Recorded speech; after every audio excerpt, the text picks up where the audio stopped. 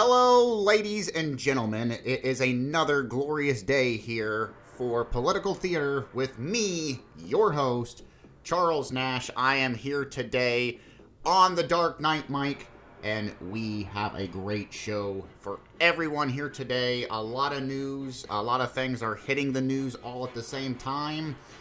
So we're going to go ahead and I'm going to get started. I'm going to go ahead and cut some music here. And we are going to go ahead, folks, and get this rolling. So, right off the bat, I have talked about this in a couple episodes that we've done here in the last couple days. It is still dominating, but there's more things going on than just the pullout in Afghanistan. But this is going on live right now. I want to read this. This is coming from Fox News. It's live right now. It says, Afghan debacle update. Says Pentagon providing new information on the evacuation of the desperate people fleeing the Taliban. Now, before I get into that, today the press corps pressed Jen Psaki, the White House press secretary, and I'm going to tell you, folks, it was a clash to listen to.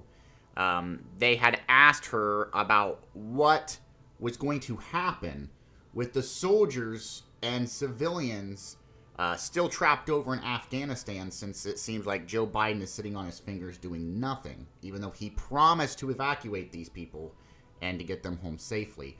I want to let people listen to this exchange before I talk about what's the article from Fox News. So we're going to go ahead. I'm going to play this so everyone can hear it. Again, this is Jen Psaki, the White House press secretary, and her standoff with the reporter. So we're going to go ahead and play this for you. Thank you, Jen. There are Taliban fighters right now carrying American weapons. They're wearing American fatigues, the full kit of gear. How is that advancing America's national security interests? Well, Peter, I think my colleague Jake Sullivan spoke to a version of this last week. But let me tell you, let me reiterate some of what he said. When the president made this decision to bring our men and women home from Afghanistan who were serving, he knew he made that decision not lightly. He made the decision with a clear assessment from his national security team about what the impacts could be. We have taken steps over the past few months to retrograde materials, to bring materials home, to make them not available to the Taliban. We have taken those steps from our military.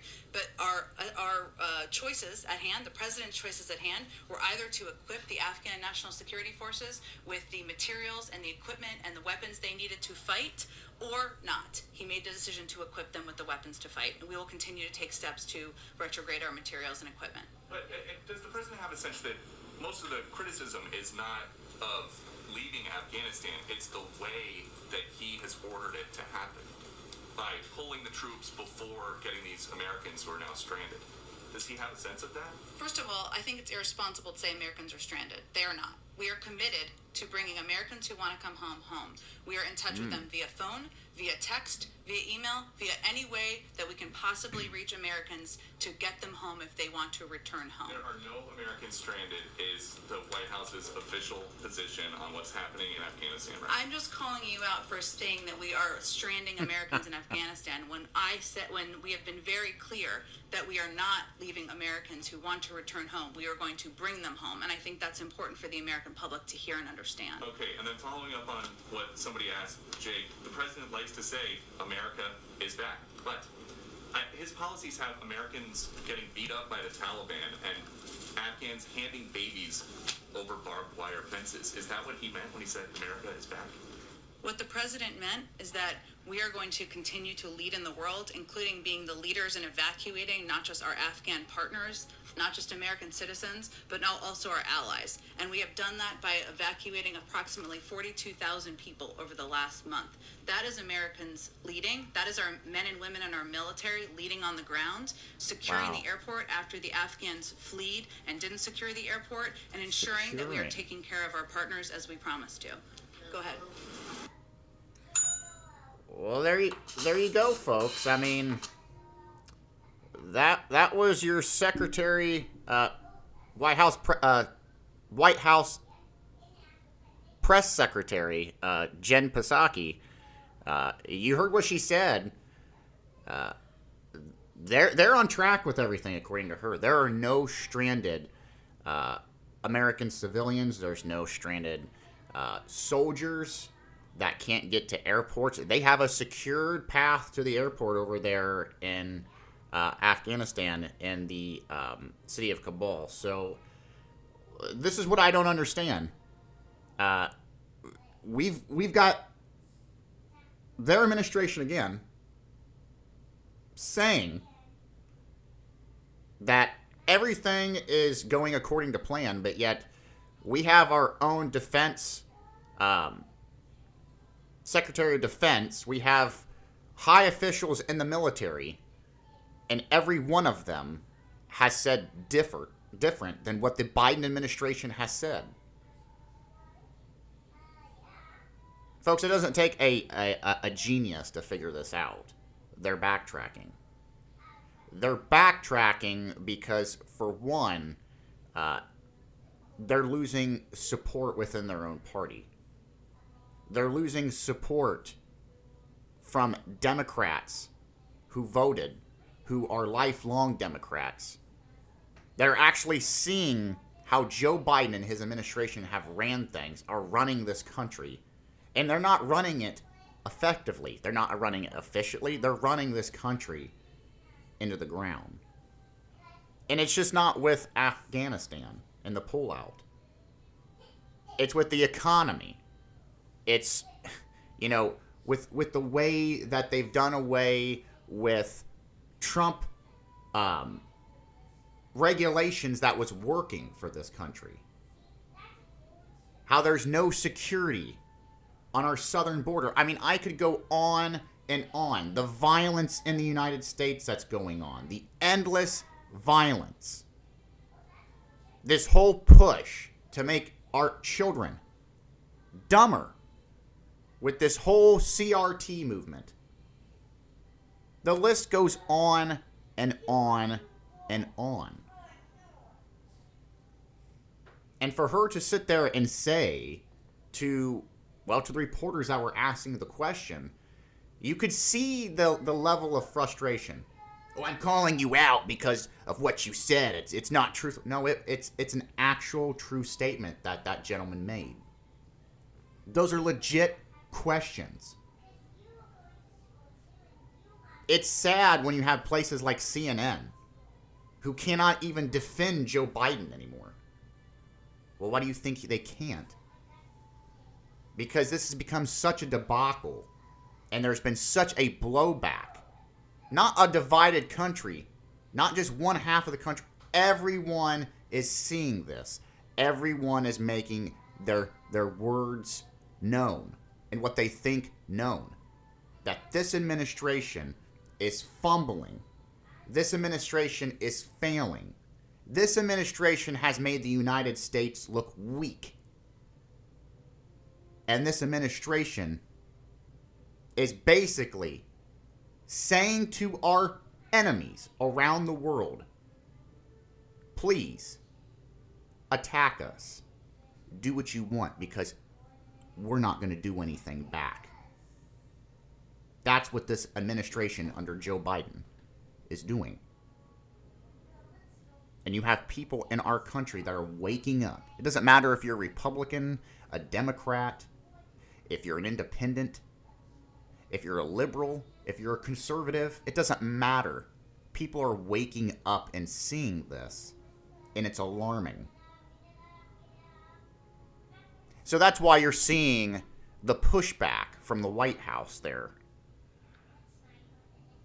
Going into what I've started off with this whole article here it's right now, it's going on. It's live on Fox News. It's the Afghan debacle update. It says Pentagon providing new information on the evacuation of desperate people fleeing the Taliban. So if you go into the article, it says European countries reportedly have been urging Biden and his administration to extend the August 31st withdrawal deadline in Afghanistan. Here are the facts. Facts, folks. Let me just say this now. Facts. Not propaganda, not false information. These are the facts at hand. A senior U.S. official confirms to Fox News that the CIA director William Burns met with Taliban leaders and co-founders Maha Abadallah Ganal, sorry if I pronounced that wrong, in Kabul on Monday. Taliban spokesman said Thursday that the group will accept no extensions. Will accept no extensions past the August 31st deadline that the Biden administration has imposed for the withdrawal of all American troops from Afghanistan, the Associated AP reports. European allies are applying pressure on the Biden administration to extend this, despite the warnings from the Taliban against crossing the red line, according to these government reports. Now, what does that say here, folks? Well, that says one thing to me. No matter what the Biden administration tries to throw to everybody here, they're in a tight situation. Biden did not plan this out. His administration did not plan this out. They thought they could just pull everyone and everything was going to be okay. There didn't need to be any safety nets. There didn't need to be any countermeasures. I mean, you heard it themselves. I played it here last week with Joe Biden himself saying, "Oh, I don't plan on seeing the Taliban taking over the country. I don't feel that people are gonna get shot or killed.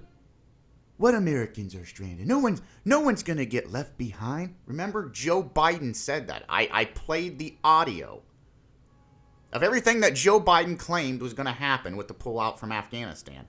Everything that he said that wasn't gonna happen has happened. So, again, the question is, what is he going to do? Because if the Taliban are saying, hey, if you're not out of here by August the 31st, bad things are going to happen. And you know what those bad things are going to be, folks. Everybody that's sitting, that are American citizens, soldiers that we have over there, and let's go ahead and just say it, they're stranded. They were left behind. Where are they at? They're in the capital, in Afghanistan, at an airport. And you and I both know, and if you're a military veteran, you should know this. They're sitting ducks, folks. Those people are sitting ducks. All hell is going to break loose over there. And that's going to be the number one target. It'll be rockets, artillery. It'll be gunfire blazing. And you're not going to hear anything from Joe Biden and his administration. It's just going to be like Hillary Clinton over the whole issue in Benghazi. All over again. You're already hearing the spin. Well, we've done everything we can. No, you haven't done anything. That's the point. Those people are sitting there and you've done nothing. Nothing. There was a mother, an emotional American mom here the other day, who pleaded to Joe Biden and his administration to please pull her family members and the people that's over there stranded. Let me repeat this again. Stranded. They were left behind. I don't know what happened to everything that I was taught in the military. We don't leave American civilians, American veterans, American heroes, any American at all, you do not leave them behind. But we did under this administration. And folks, I'm telling you right now, there is no urgency from the Biden administration. If there was, this would already had a plan in the works to get these people, and they've already been out of there. There isn't. And the time's a ticking. So I want them to read this. It was published 1 hour ago by Nicholas Lamb from Fox News. Because they really seem to be only maybe this one or two news outlets that's really deeply covering this. It says American mom makes urgent plea to the bite for Biden. From Afghanistan, we are stranded. Please help us. I want to read that again for anyone who hasn't heard this. The White House press said we had people stranded. What did Jen Psaki and the Biden administration say? We do not have anyone stranded. That's a lie. Don't you dare use that word. I played the clip, folks. You heard it. Let's read this right here. I will repeat it again. American mom makes urgent plea to Biden from Afghanistan. We are stranded. Please help us. Sounds like a contradiction to me. With a fact from someone in Afghanistan, not making a claim, but giving a fact with a plea that they are stranded and need help. It's the same thing that was said to Jen Psaki. If these people are not stranded and in dire need, why are small infants being handed to soldiers over a wall with barbed wire? Infants. If there isn't an urgency of danger and death going on. No one in their right mind, no parent is going to give up a newborn or a small infant, folks, and hand them over a wall to a U.S. soldier who they don't know to protect the child unless there's a serious threat.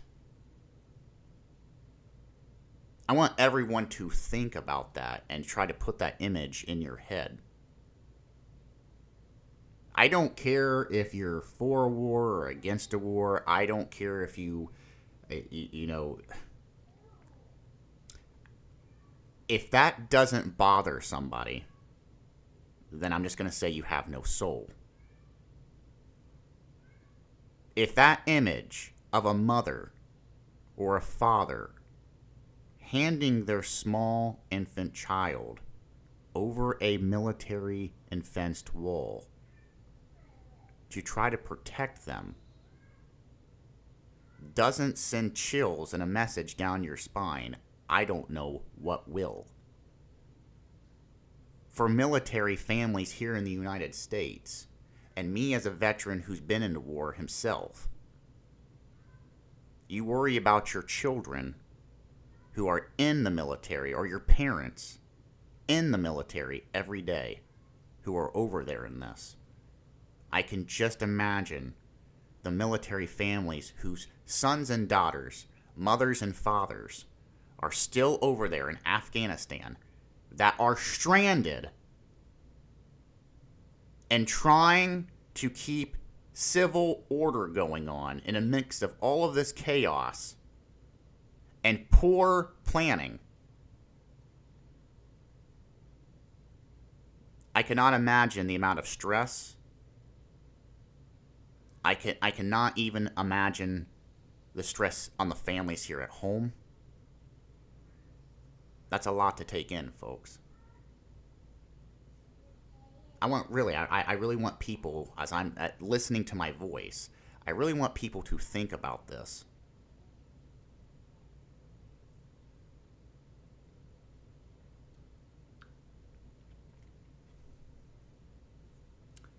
Moving forward, there's other news about this. I mean, that's just one news outlet, which was Fox News. This is from Newsmax. CIA Director Burns secretly met with the Taliban leader in Kabul. Now, folks, this has been they've been for the last 24 hours screaming that this never took place. Well, now there's evidence that this took place. Now people are asking the actual question. Did the U.S. government, are they paying the Taliban to hold off an attack for free passage as they try to get everyone evacuated? See, this goes back to what I said, folks, here the other day. We are supposed to be a country that sets an example. We are supposed to be the good guys. We are supposed to be the beacon of freedom and democracy. We are supposed to be the ones who right the wrongs and right the ship, so to speak. We don't negotiate with terrorists. So what the hell is going on? When has this become a norm now? That for 20 years we've been at war with the war on terrorism, with the Taliban, with Al-Qaeda, with all these extremist foreign groups. And now we're making bargaining chips with them? The same thing in that when Jen Psaki was pressed about why didn't we destroy our weapons over there? I mentioned this the other day in my last two podcasts. Why didn't we destroy the weapons that were left over there? U.S. uniforms, tactical gear, military vehicles, military choppers with secret software installed on them, missiles, ammunition, you name it. The list goes on. This was all left over there. And do people honestly think, if you honestly think you have in your right mind that the Taliban or Al-Qaeda or whatever group you want to call themselves, do you honestly think that they're not going to use that technology to their advantage? Do you not think that they're going to press in the future, if it's not already into the works, another September 11th? Remember the whole thing with don't forget. Folks, September 11th is coming up. We are in the final weeks of August here.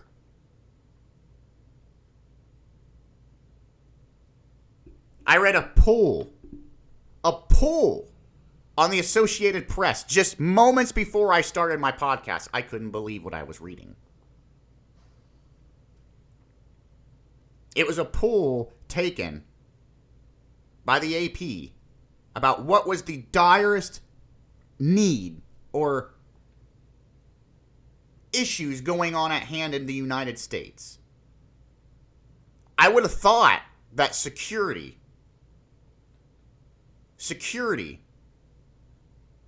with our own people and to our country would have been top priority. Seeing how the southern border is wide open.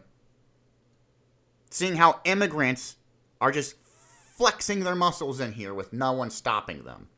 No, you know what the number one thing is? The number one thing that everyone is worried about, according to the AP poll that was taken, COVID. And in particularly, the COVID variant, the Delta virus. According to the AP and the poll that they took, that is the number one issue that Americans are really struggling with is COVID-19 and the Delta variant. Now, folks, I'm not going to sit here. I know what people are saying. Oh, Mr. Nash, it's a deadly virus. It's killing people. Folks, the death rate on the COVID virus or any variant of it is less than you get with normal deaths every year with the flu.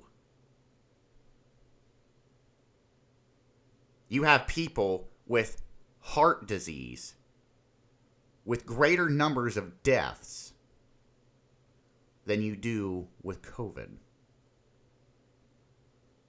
You have a greater number of people that have died from diabetes than you do the COVID-19 virus. And as I sit back and listen and read and watch, there's one thing with that AP poll that actually really bothered me.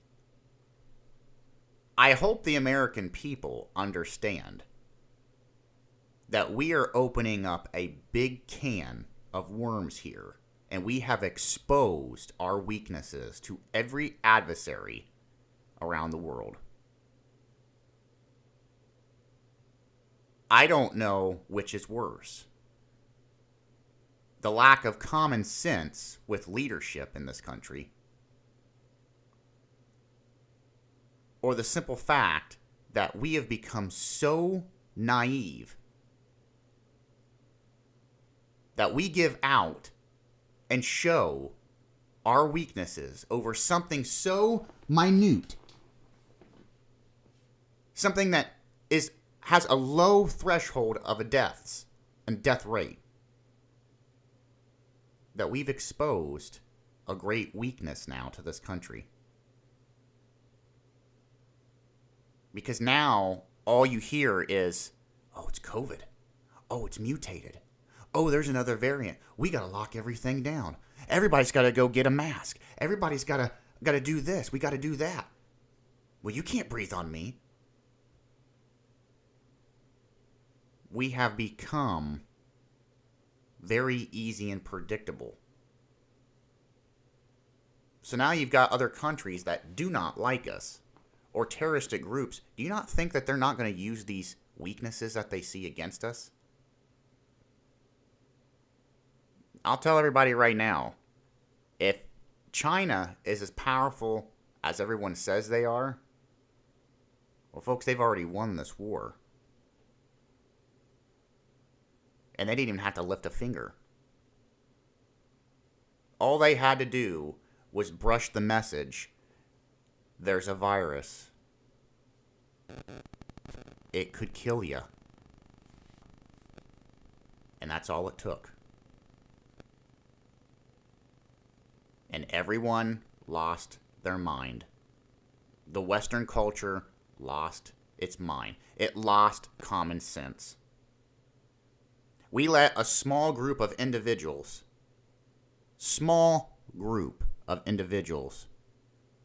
lie and coerce to everybody. And now what do we have? We've all become the monster that's feeding on itself. Hysteria. Mass hysteria. And frankly, I'm just going to go ahead and say this. I'm going to catch hell about it. We've done it to ourselves.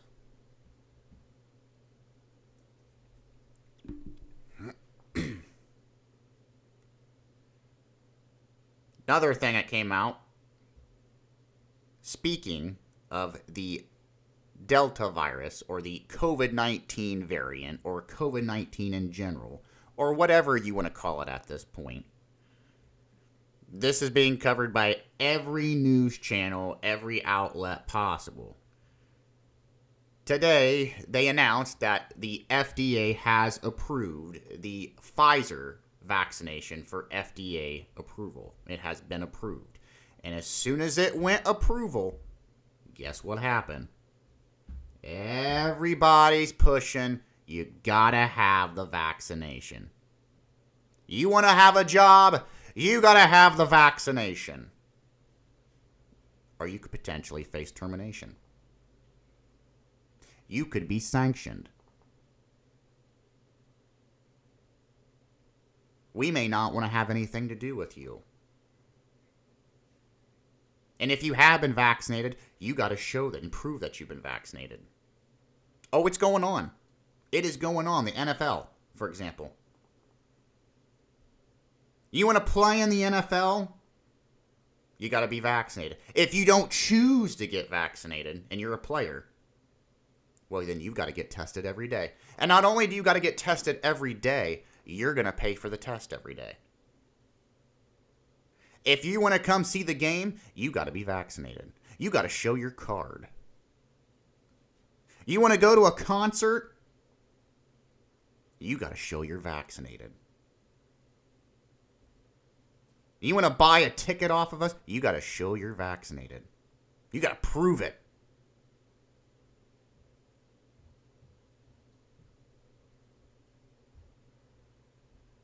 I've been reading a lot about this approval. And I'm going to tell you right now, like this one right here. Dr. Jia, FDA approval of the Pfizer vaccination, a good sign. Well, a good sign again for what? I keep saying this and keep saying this and keep saying this, folks. When do your freedoms end? And when do they start? And I know what people's going to say. Well, Mr. Nash, I mean, that's vague. And you have free... Do you? You have the government or the state or your job or some company telling you you have to get vaccinated. I've told everybody what's going to happen. It's already rolled out. They're not even waiting until the 15th of September, folks. It's already started. With today's Pfizer approval, you know what else happened today? You've already got the military going, we're full throttle. Everybody's getting vaccinated. If you're in the armed forces of any branch, you're getting vaccinated. You know, the only branch out of all the branches that's pushing back on this is the Marines. You had some high brass here the other day that came out and said, we're not doing this. This is an infringement on our rights. We're not doing this. We're not doing this to our soldiers. I read a review on that here the other day. And there's some other reports here.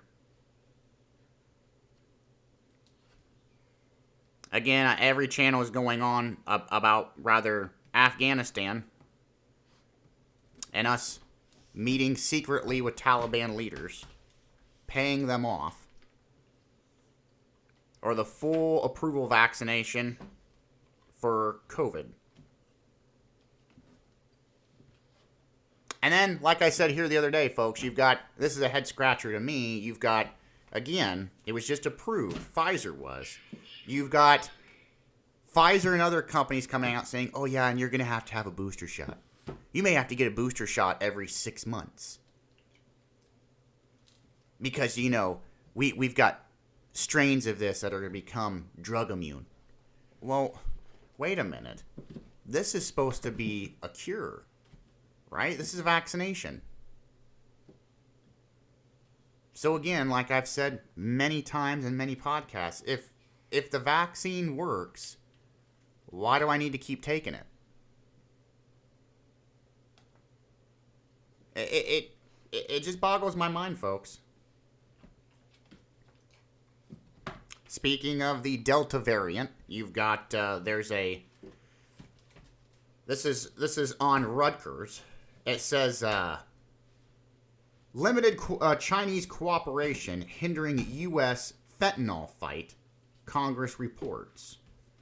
Well, as we all know, folks, there's no security for the southern border. There's security there, but they can't stop the flux of all these migrants coming in. There was a report here a week and a half ago that high officials in control of our southern border said, yeah, we're on the brink of collapse. It's happened almost multiple times now. We need help. So is this really a surprise that we can't fight a Chinese Fentanyl that's being smuggled into the southern border? And this is what I'm reading right here. This is on Rutgers. I want to read a couple sections here, a couple paragraphs. This article, it says, a man living in the streets of San Francisco, California, displays what he says is a Sentinel drug, fentanyl. February the 27th of 2020. It says weak cooperation between the U.S. and Chinese authorities in handling and hindering the efforts to curb the increasing sophisticated forms of fentanyl trafficking across the U.S. in this report by Rutgers.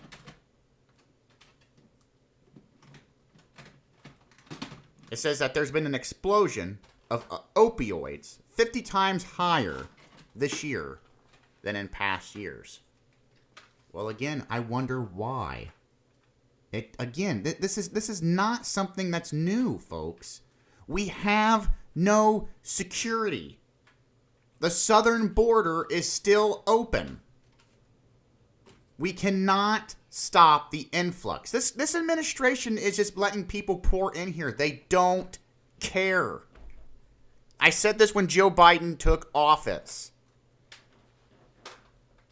They promised all these things about, yeah, we're going to stop this. We're going to get out of these wars. We're going to do this. Yeah. And Joe is asleep at the wheel, folks. His administration doesn't care. They're not going to care about me and you. They do not care at all. And I mean at all. If anyone really thinks in their mind, in their wildest dreams, that Joe Biden and his administration has anything positive for this country, you've been asleep. Or you're on a drug.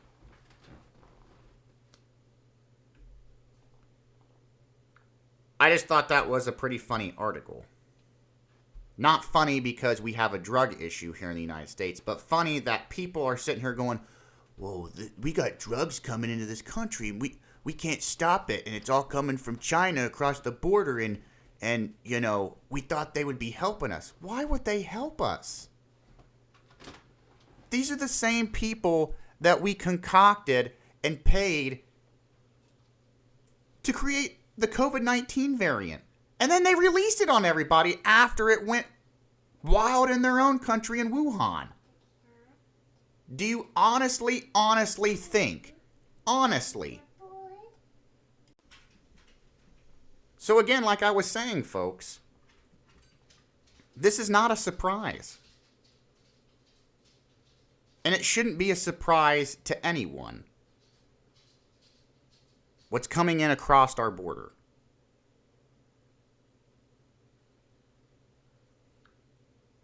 Turning now to the Washington Post. We have the same thing on the Washington Post, folks. Everyone is losing their mind that the CIA director is in negotiations with the Taliban in Afghanistan. Why is that a surprise to anyone? Under this administration, why is that even a surprise? This is in the Washington Post. I'll read it. It says, Taliban says Afghans are no longer allowed to flee country from Kabul airport. What did I just say is going to happen, folks? That's going to be ground zero for a huge attack if everybody isn't out of there before the 31st of August. And we're going to still have American citizens there. You bet your bottom dollar it's going to happen. We're going to have another Benghazi just on a bigger magnitude on our hands. And this administration is going to snap their fingers and wash their hands clean and claim, well, we didn't have anything to do with this. There's no stranded civilians or military personnel in Afghanistan. They're gone. It's lies. And we had the same thing with Hillary Clinton and Benghazi. We didn't hear their help. They didn't radio for help. This was over, remember? This was over a video Folks, they were under attack for hours, pleading for help. It never came. This is going to be the same scenario.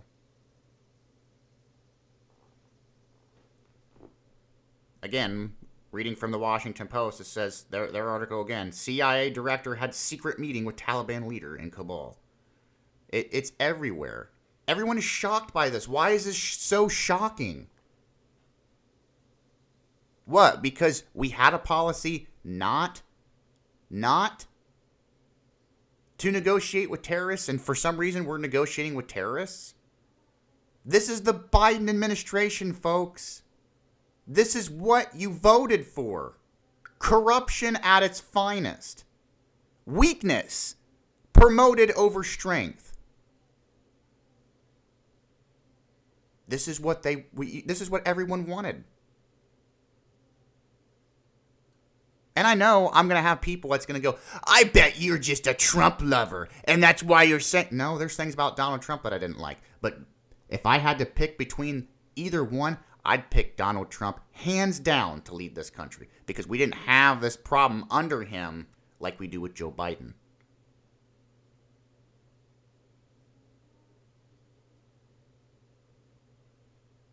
As I talked about earlier, the AP poll showing that Americans are more concerned with the pandemic over anything. There's another poll here on the Washington Post. Just as the Pfizer vaccination was approved. I'm going to read it here. It says the coronavirus pandemic has reemerged as Americans' top concerns as the Delta variant rips across the country, according to the Gallup poll released Tuesday. It says 26% of Americans ranked the pandemic as the most important problem facing the United States, higher than other pressing issues such as the government, the immigration issue, the economy, and race relations.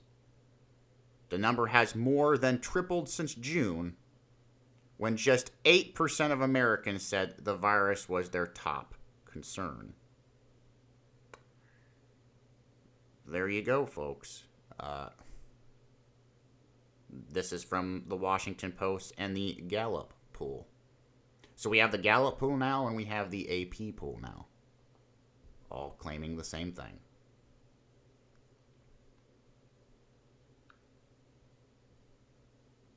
Let's go ahead and come down here to the New York Times. I just want to give people a sense of what's going on across the country. Here you go again. Taliban urge Afghanistans not to go to airport. Biden pressed over evacuation. What did I just say, folks, is going to happen? That will become ground zero. Joe Biden has put a big target on the American citizens and the American military forces that are there. Rather they be stranded or not. If you choose not to believe they're stranded, this host isn't going to argue with anyone. If they are stranded, this host is telling you the fight that's brewing right now. You heard it when I played the audio clip. What did they say? There's no stranded soldiers. Yep, we have people playing that they are stranded. We have videos showing people that are stranded. Babies going over fences.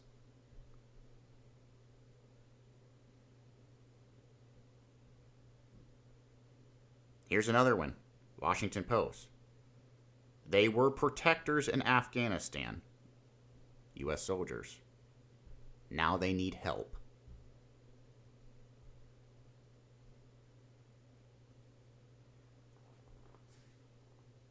Going in back and forth here. Here's right here. Again, this is the New York Times. This one says, many older Americans aren't vaccinating, making the Delta wave deadlier. Now, I read this earlier, folks, And I wanted to bring this piece up. I have been saying that the war against the unvaccinated is going to continue. The mass true information, as I put it, is going to continue. The push to get everyone vaccinated, whether you want it or not, is going to continue. Rather, this vaccine is generally true and it works or not. I mean, to me, it's shown that it doesn't, but that's this host's opinion. And I'm vaccinated, folks. And I'm going to tell you right now, I've still been sick. I don't see a difference here. I read this article. I'm going to bring it up. Again, this is the New York Times. So as I bring this article up, I'm trying to figure out where in the article they're getting their numbers. Because they're claiming that they have a map here. It says the more vulnerable seniors, for example, because they said this article is about how, again, older Americans aren't vaccinated, making the Delta virus or COVID itself deadlier. Well, folks, if you ask the CDC, and I've read this article, the CDC can't even confirm the actual death rates of Americans and American numbers here in the United States. It differs between who you talk to. They don't have the actual numbers. They don't know.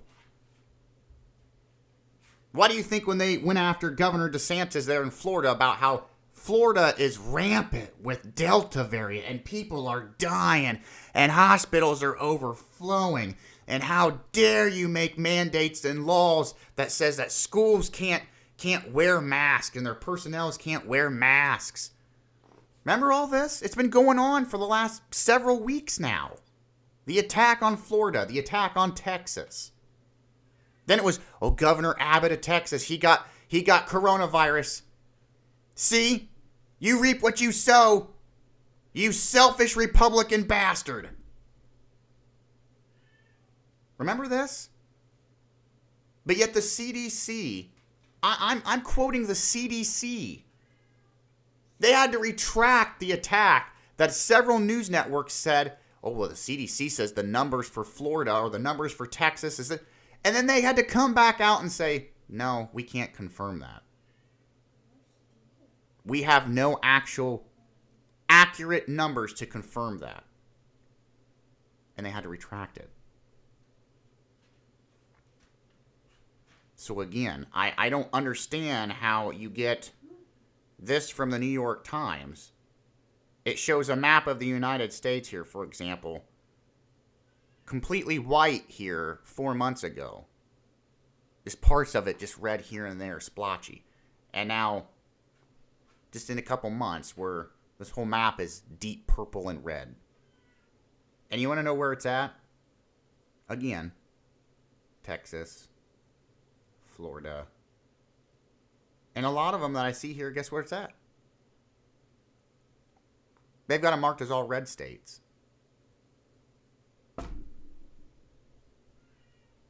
I look over here for a good example in New York. It's not red.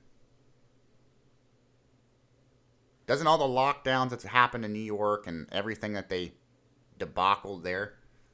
No. All of a sudden we hear nothing about New York and COVID. I'm pretty sure they didn't get themselves cleaned up that quick. Excuse me, but according to this, you older people, you're causing now it's went from unvaccinated, just unvaccinated to just unvaccinated seniors. Again, I want to know when you're going to start pushing migrants, or when are we going to get to the root cause of this? Migrants being pushed, flown, drove in waves all across states across the United States. No vaccination. They have COVID. They've been tested that they have COVID. Half of them don't even have vaccinations for other illnesses. We're just ushering people in. And you wonder why sicknesses are starting to happen. I mean, that's just like with this poll in this article. Is anybody, are they adding these to these statistics? Are they just looking at Americans? Are they taking into the total count of all these infected people that's coming in across the southern border? I mean, because you might as well say they're automatically now U.S. citizens because they're never going to show up for their court dates.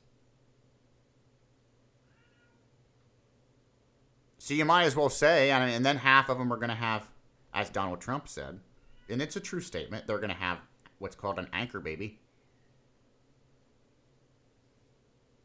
I mean, this is a legit question, folks. I mean, there's no answer to in any of these articles.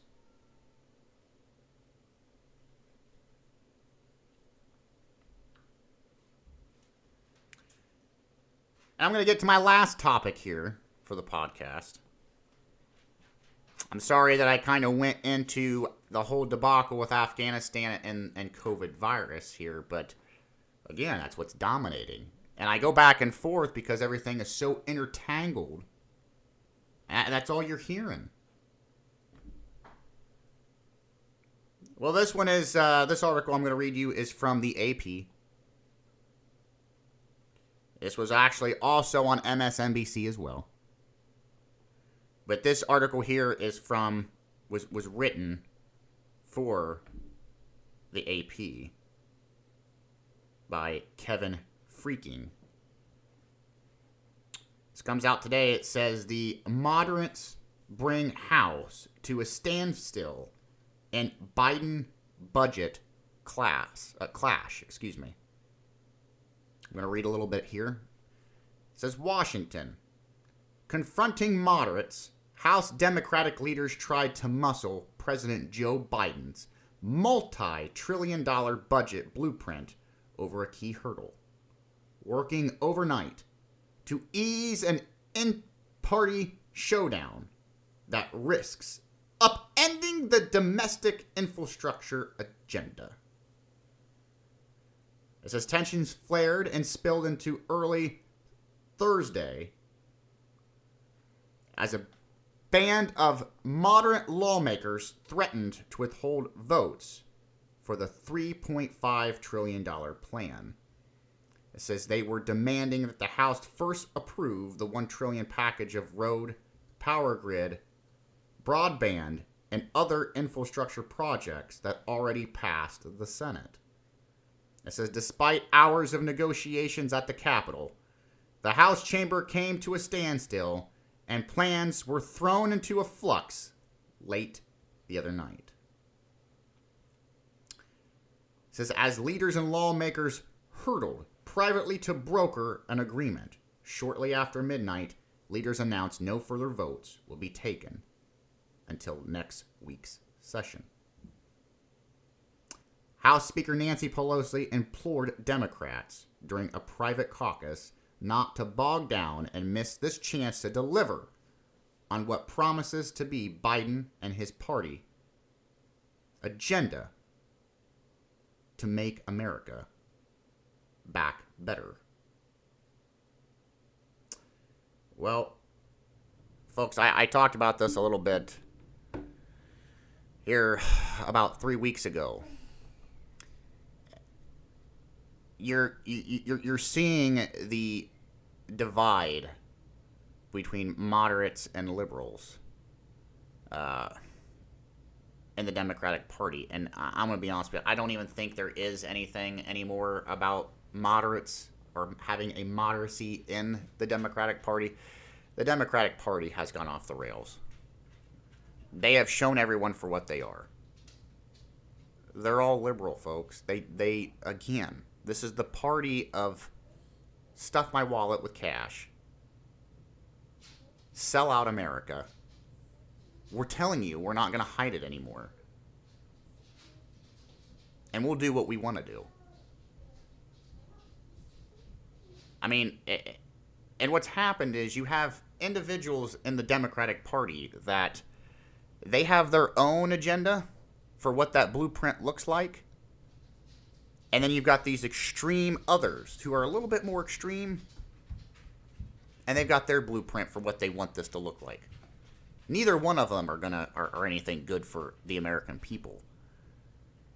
And there's the rub. When you have people within the party that clash like that over how they're going to destroy the country even more, one plan more sinister than the next, you've got two conflicting sides. But, there are no Republicans that are, standing with this $3.5 trillion proposal. Every one of them has turned their back on it and said they don't want any part of it. They're voting no. I don't know. I don't really know what to make of that, folks. I mean, I really hope that the Democratic Party derails itself. There's an unlikelihood of that, but we can only wish. Well, ladies and gentlemen, that is the news for today. Like I said, there's a lot of it out there, and it's only going to get worse. And here within the next couple days here, we're going to see how bad this is going to get. Before I end this podcast, I'm just going to go ahead and end with this statement. For all of our men and women out there who are in harm's way, please, from this veteran to you, to your families, please stay safe. Come home. Come back to us in one piece here, physically and mentally. I'm only going to make this statement one time as well. To the Biden administration, wake the hell up. If you're going to do anything right, get our people home. You know, and I mean this, you know what is right. And that's the issue here at hand. What is right and what's easy? Get our troops home safely. Get the people over there that is stranded. Stranded. Don't feed people this horse crap about there's no one stranded. There's people stranded there. You wouldn't have people crying out that are U.S. citizens saying we're stranded if there wasn't an urgency, if there weren't people stranded there.